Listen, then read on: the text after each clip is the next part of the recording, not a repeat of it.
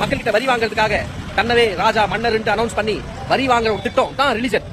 அது எது வேணா இருக்கட்டும், மக்க மதீனா இருக்கட்டும், நம்ம இந்து மதம் இருக்கட்டும், அது எது வேணா இருக்கட்டும், கிறிஸ்டியனா இருக்கட்டும். பட் இது பிரீஸ்ட்லி கிளாஸோட ஒரு பெரிய சதிங்கிறது நல்லா புரிஞ்சு கொள்ளுங்கள். அதாவது அந்த வீடியோ ஃபுல்லாக நீங்கள் பார்த்தீங்கன்னா அவர் கேட்கக்கூடிய கேள்வி ஒன்லைனில் சொல்லணும்னா, மதங்கள் எல்லாமே வந்து மக்களை சுரண்டி பிழைக்கிறதுக்காக உருவாக்கப்பட்டது தான். ஸோ அதை தவிர வேறு எதுவுமே இல்லை. மக்களை முட்டாளாக்கி மக்கள்கிட்ட இருந்து சுரண்டி பிழைக்கிறது தான் மதங்கள் வந்துச்சே தவிர மதங்களோட பர்பஸ் அப்படின்னு சொல்லிட்டு வேறு எதுவுமே இல்லை.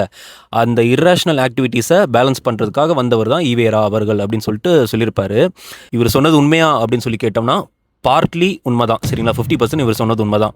ஸோ எல்லா மதங்களும் லிட்ரலி வரலாற்றில் வந்து இந்த மாதிரி தான் வேலை செஞ்சுருக்காங்க. ஈவன் காரல் மார்க்ஸோட ஒரு ஃபேமஸான ஒரு கோட் இருக்கும். சரிங்களா, religion is the opium of masses, soul of soulless condition. அந்த கோட் நீங்கள் ஃபுல்லாக படித்து பார்த்தீங்கனாலே தெரியும். அதாவது அவர் என்ன சொல்ல வருவார் அப்படின்னா, மக்களோட வலியை ரிமூவ் பண்ணுறதுக்கு மதத்தை வந்து மக்கள் யூஸ் பண்ணுறாங்க அப்படின்னு சொல்லியிருப்பார். அது எதை மீன் பண்ணி சொல்லியிருப்பார் அப்படின்னா, வரலாறு முழுக்கவே நீங்கள் பார்த்தீங்கன்னா மக்களை வந்து ரொம்ப போட்டு இந்த ஆதிக்க வர்க்கம் வந்து சுரண்டி எடுக்கும். சரிங்களா, மக்களை வந்து அந்த அவங்களுடைய உழைப்பெல்லாம் உறிஞ்சு எடுத்து அவங்கள சக்கையாக பிரிஞ்சு தூக்கி போடுவாங்க. சரிங்களா, அவனுக்கு வந்து தோணும், நான் வந்து ஏன் இவ்வளோ கஷ்டப்படுறேன், என் வாழ்க்கை ஏன் இவ்வளோ கஷ்டமாக இருக்குது அப்படின்னு சொல்லிட்டு அவன் பதிலை தேடி அவன் வந்து சர்ச்சுக்கோ கோவிலுக்கோ போகிறான்னு வச்சுக்கோங்களேன்.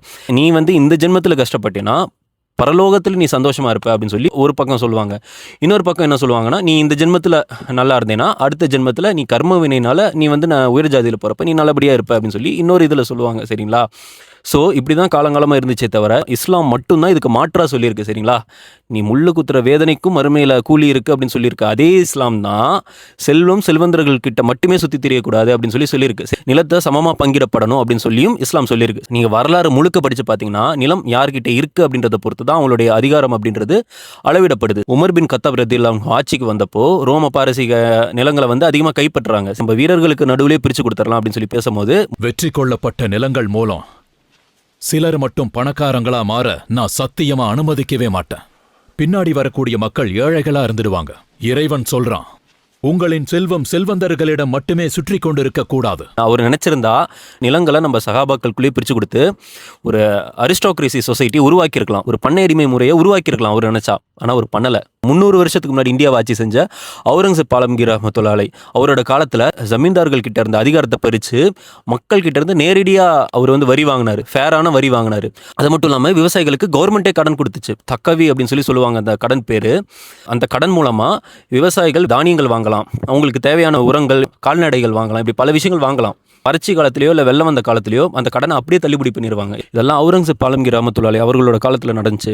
திப்பு சுல்தான் ரஹ்மத்துல்லாஹி அலைஹி நிலங்களை விவசாயிகளுக்கு பிரித்து கொடுத்தாரு. அது மட்டும் இல்லாமல் விவசாயிகள் கிட்ட இருந்து அரசாங்கமே தானியங்களை கொள்முதல் பண்ணி அதை வெளிநாடுகளுக்கு இவங்களே ஏற்றுமதி செஞ்சாங்க. பிரிட்டிஷ் ஈஸ்ட் இந்தியா கம்பெனியோடைய அந்த மொனாப்புலியை ஒழிக்கிறதுக்கு திப்பு சுல்தான் ரஹ்மத்துல்லாஹி அலைஹி அவர்களே ஒரு கம்பெனி ஆரம்பித்தார். ஸோ இந்த மாதிரிலாம் முஸ்லீம்கள் இருந்திருக்காங்க வரலாற்றில்.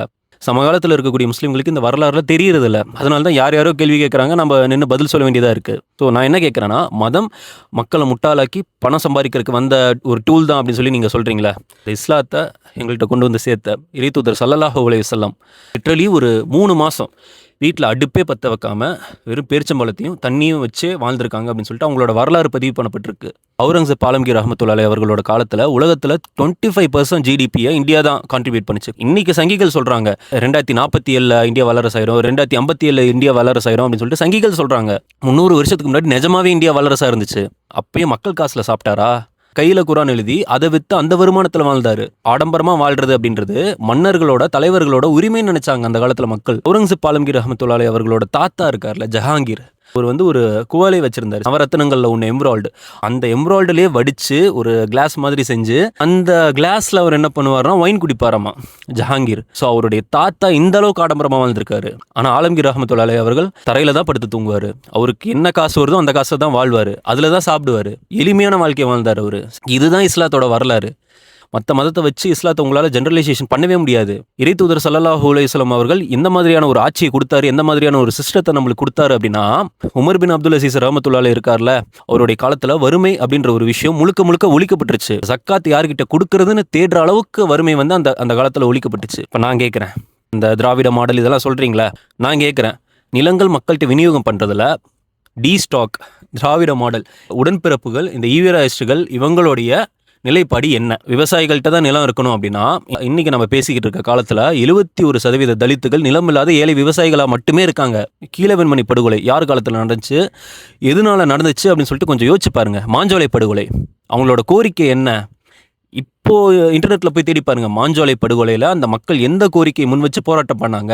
அதாவது நான் என்ன சொல்கிறேன்னா, உங்களுடைய தாத்தா வீட்டு சொத்தையோ உங்களோட அப்பா வீட்டு சொத்தையோ நீங்கள் மக்களுக்கு எழுதி கொடுக்க சொல்லி நான் சொல்ல. தாழ்த்தப்பட்ட மக்களுக்கு பிரிட்டிஷ்காரன் வாக்களிச்சிருக்கான் அந்த பஞ்சமி நிலத்தை. 1892 செங்கல்பட்டுடைய கலெக்டராக இருந்த ட்ரிமன் ஹீர் அவர் எழுதி வச்சிருக்க லெட்டர்லாம் எடுத்து படிச்சு பாருங்க. தாழ்த்தப்பட்ட மக்கள் எந்த அளவுக்கு ஒரு மோசமான சுச்சுவேஷனில் வாழ்ந்திருக்காங்க அப்படின்னு சொல்லிட்டு அவர் நோட் பண்ணி வச்சிருக்காரு. அதெல்லாம் எடுத்து படிச்சு பாருங்க. ஸோ அந்த மக்களுக்கு, தாழ்த்தப்பட்ட மக்களுக்கு பிரிட்டிஷ்காரன் வாக்களித்த நிலம் தான் பஞ்சமி நிலம். 12.5 லட்சம் ஏக்கர் வாக்களிச்சிருக்கான். இன்னும் 10 லட்சம் ஏக்கர் கிட்ட எங்க போச்சுன்னே தெரியல. நீதி கட்சி காலத்தில் ஒரு 2.5 லட்சம் ஏக்கர் பிரித்து கொடுத்துருக்காங்க. அண்ணா சொன்னாரா இல்லையா, நீதி கட்சியோட ஆட்சி தான் எங்களோட ஆட்சிக்கான ஒரு முன்மாதிரி அப்படின்னு சொல்லி அண்ணா சொன்னார்ல. நீங்கள் ஏன் இப்போ வரைக்குமே அந்த பஞ்சமி நிலத்தை மக்கள்கிட்ட பிரித்து கொடுக்கறதுக்கான வேலையை ஆரம்பிக்கவே இல்லை? சரி, உங்களோட நிலைப்பாடு தான் என்ன பஞ்சமி நிலத்தை பொறுத்த வரைக்கும்? இந்த மாதிரி விஷயங்களில் ஈவேரா அவர்களுடைய நிலைப்பாடு என்ன அப்படின்னு சொல்லி நீங்கள் தெரிஞ்சுக்கணும் அப்படின்னா, தோழர் தியாகு அவர்களுடைய இன்டர்வியூவில் இன்னமும் சோஷியல் மீடியாவில் யூடியூப்பில் இருக்க தான் செய்யுது. நீங்கள் போய் பாருங்கள். விவசாயிகளுக்கும் தொழிலாளர்களுக்கும் அவர் என்னென்ன செஞ்சிருக்காரு அப்படின்னு சொல்லிட்டு அதில் தெளிவாக டீட்டெயிலாக பேசியிருப்பாரு.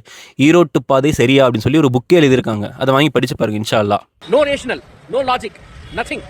இந்த பக்கம் இந்த ரேஷனாலிட்டியை பேலன்ஸ் பண்ணுறதுக்காக பெரியார் ரொம்ப தேவைப்படுது. ரேஷனல், இர்ரேஷனல் அப்படின்னு சொல்லி நீங்கள் ஒரு வார்த்தையை சொல்கிறீங்க. யோசிச்சு பாருங்கள், அந்த சிலையை பார்த்து நீங்கள் பேசிக்கிட்டு இருக்கீங்க. இதில் என்ன ஒரு ரேஷனாலிட்டி இருந்திருக்கு? இதில் என்ன ஒரு பகுத்தறிவு இருக்குது? எனக்கு புரியல நிஜமா. இதுவும் இந்த ஈவேராயிசம் இருக்குங்களா, இதுவும் ஒரு மதம் தான். அது உங்களை தவிர மற்ற எல்லாத்துக்குமே தெரியும். சரிங்களா? தேங்க்யூ.